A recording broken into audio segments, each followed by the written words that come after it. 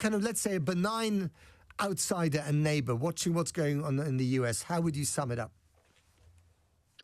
Well, being Horatio to America's Hamlet has always been the sort of Canadian position. Like we're sort of the witness of the grand madness and glory of the United States.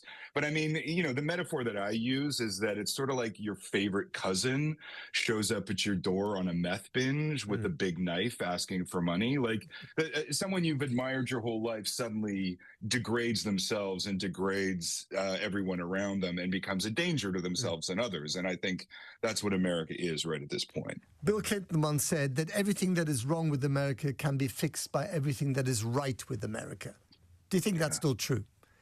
No, it's very much not true. And I mean, I think one of the things that we're seeing is the direct result of the second Trump administration is that American exceptionalism is dying very rapidly.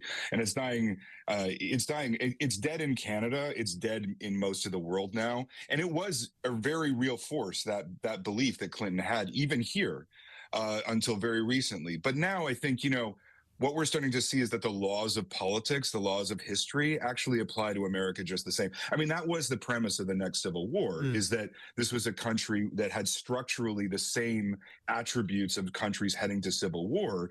The only thing that didn't stop it was that it was America. But I don't think that actually matters anymore. I think we've seen that what's happening in America is exactly what happens in countries heading towards collapse. Okay, so just trying to channel the founding fathers here for a minute, or certainly the few optimists still left talking about America. What happens, though, if, the midterm elections, assuming they go ahead, and I think we can probably still just about make that assumption, if they return a Democratic majority both in the House and the Senate, then that's real power to try and curtail the president's executive power. What happens if, well, it's already happening, the judges are basically, and the lower courts are putting up guardrails to what the president can and can't do. The Supreme Court tends to rule in his favor, but not on everything. So, the press is still free, even though Trump wishes it wasn't. I mean, the institutions of democracy are still functioning, aren't they? Do you hear how low the standards have gotten for you there? I know. I mean, like what we're talking about here is a general slow slide. I mean, first of all, if the question of what happens in the midterms, which is not set, let's say there's a Democratic, will the other side regard it as legitimate? I mean, what we are seeing is the slow degradation of all institutional life in the United States. I mean, the firing of the general yesterday was actually a pretty perfect encapsulation of that. You have the deprofessionalization. General Randy George, as he was wonderfully called. Yes. Yeah. I mean, you're seeing the deprofessionalization of the U.S. military, as you've already seen the deprofessionalization of the FBI. You have a slow degradation of democracy. It's actually much faster than I predicted, much faster than anyone predicted. And what that results in is a state called anocracy, which is somewhere in between democracy and autocracy. And those are the most dangerous situations for countries to be in. They really are where political violence spikes. So, I think when you get beyond the sort of horse race politics aspects of American life, and you get beyond the sort of frantic Trump nonsense that we're dealing with all the time, the structural problems are really the grave problems, and no one is taking any steps to fix them. No one. I hear what you're saying, and I'm kind of, as a natural pessimist, I'm inclined to agree with you. But I've also lived in America for 11 years. I have a lot of American friends. My kids grew up there, etc. I have a real deep-seated affection for the country. And I just wonder, and again, I'm speaking on the side of the angels that have gone into a witness protection program. Is it possible that this can be reversed? Because the fundamental civic spirit of America, it may not be the majority, but it's alive and kicking in so many corners of the country. Well, look, the problem is not Americans. Indulge me, Steve. No.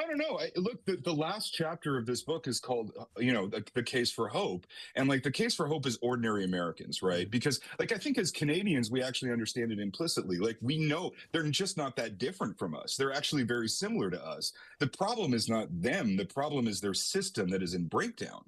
Right. And that system, the breakdown of that system was predicted almost to a T by George Washington in his farewell address. I mean, he knew what the inherent rot in the constitutional order of the United States would be and called it exactly.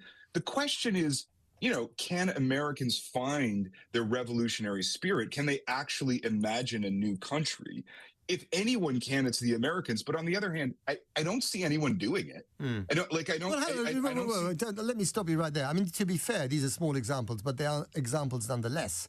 I mean, you see it among some of the political characters out there on the Democratic side, even if, Gavin Newsom, Governor Pritzker of Illinois, even a few others on the Republican side are slowly beginning to discover that they have a thing in their back that's slightly knotty. It's called a spine.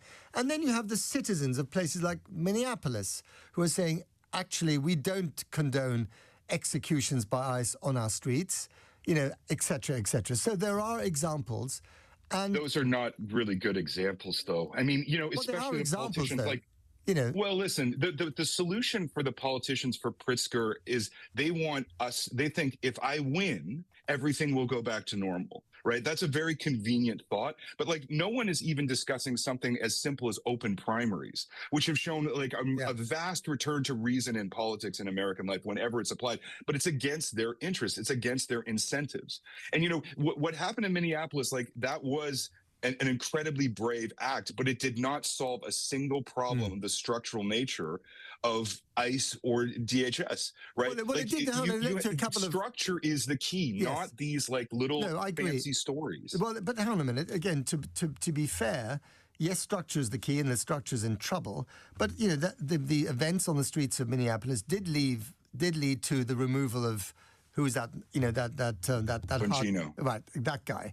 Who was strutting around like the sort of Joseph Goebbels of Minneapolis. Now, he was removed from that position by Trump. It's now led to the sacking, is one of the things that led to the sacking of Kristi Noem, the Homeland Security Secretary. I mean, there are some changes. That are happening. I know this is not structural and it's not fundamental.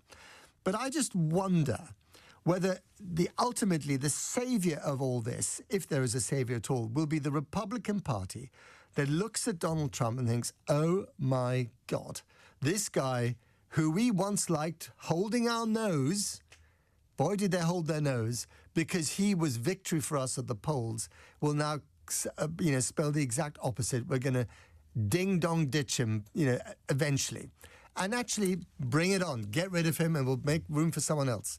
I mean, that's a possibility. I'm not saying that his successor will be any better. J.D. Vance as president, or even Marco Rubio may not be the answer. But there is correct. Again, I don't know why I keep arguing for America. Yeah, I've turned you into a defender of the Republican Party. But I'll tell you why. And I'll tell you why, Stephen, because I want the Republic to survive, and so do you, by the way.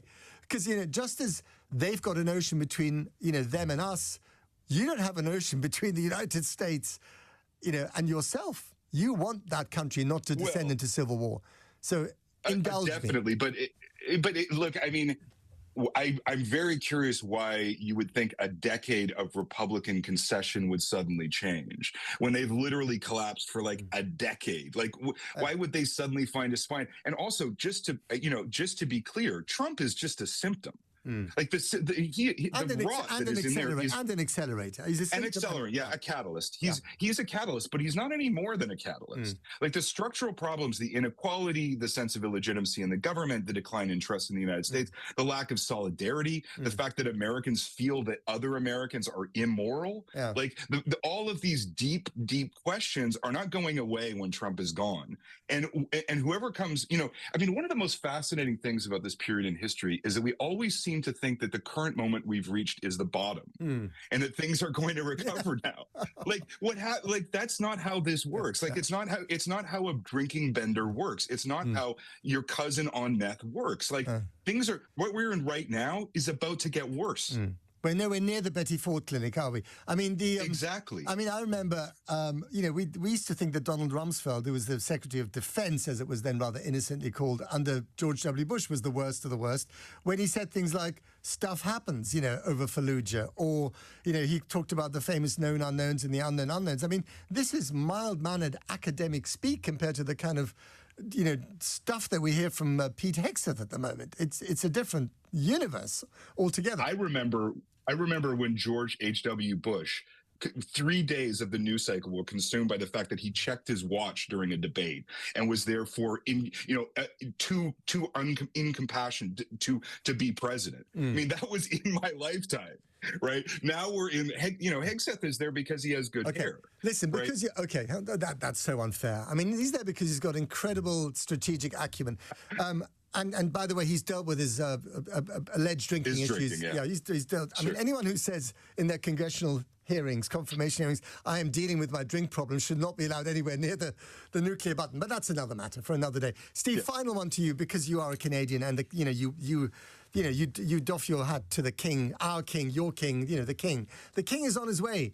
Isn't that ironic? The king is on his way to Washington to celebrate 250 years since the Republic turned its back on a king and has now been run by a president who wants to be like a king. Do you think the king should still go? Not that you have a vote in the matter, none of us do, but do you think he should go? And if he's there, what should he tell the American president and the American public? I mean, he's there he's an entertainment figure, right? He's the original entertainment figure. And I mean, I think there's something actually pretty great about having the royal show up on the 250th anniversary of the Declaration of Independence, just to be sort of, you could have chosen this path and it probably all would have worked out better for you. Okay. You know what I mean? I mean, this is where 250th anniversary of the American Republic is its low point. Right. I mean, it's never looked. Monarchism has never looked more attractive than it has at the current moment. I suspect, Stephen, that he might not be saying that in a speech that he's probably is being written for him right now by the Prime Minister.